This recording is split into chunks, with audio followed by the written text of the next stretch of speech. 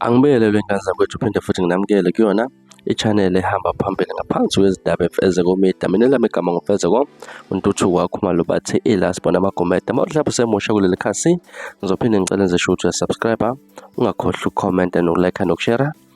Okuyikhona okukhulu kunakho konke. Wey'ngane zakwethu, umsakazo Ukhozi FM uthi akanankinga noKondla indoda yakhe athandana nayo. Umsakazo Ukhozi FM uzime iPPL uzimdola namanje usagcizelela ukuthi akunankinga noKondla indoda athandana nayo. Vele uyakwenza lokho njengoba-ke esenyamanyambana nabantu abaningi besifazane baveza ukuthi kanti ngempela bawadudana amadoda. Abanye baze bamthuka ey'nkundleni zokuxhumana nokumthuka, bagcizela ukuthi-ke uthenga uthanda yenziwa nje leyo nto.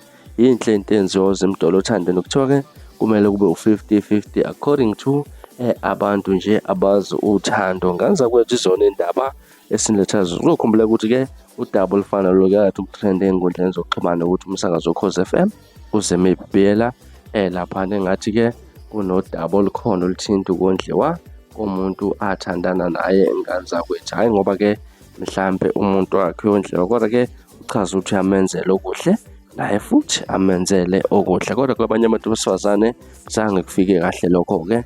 Abantu abaningi besifazane balindele ukuthi mhlampe kube yibona abenzele okuhle ngabantu babo, kodwa bona mhla banothi abakwazi ukuthi-ke umuntu wesilisa naye bamkhombise uthando mayelana nezinto ezinhle ezuke ezenziwa lapha nothandweni. Mhlawumbe kuthina okwakuphawu lo daba ofana lolu, hlala comment section-ke ngizothi luthini olwakhuvo ongalolu daba. Ngila-sponsor ngiphuma njena, kodwa ngiyathembisa uyabuya futhi nezilandelayo kwividiyo elandelayo. Kwakho ukusubscribe, nibe nosuku olumnandi, niziphathe kahle, ngithanda khona.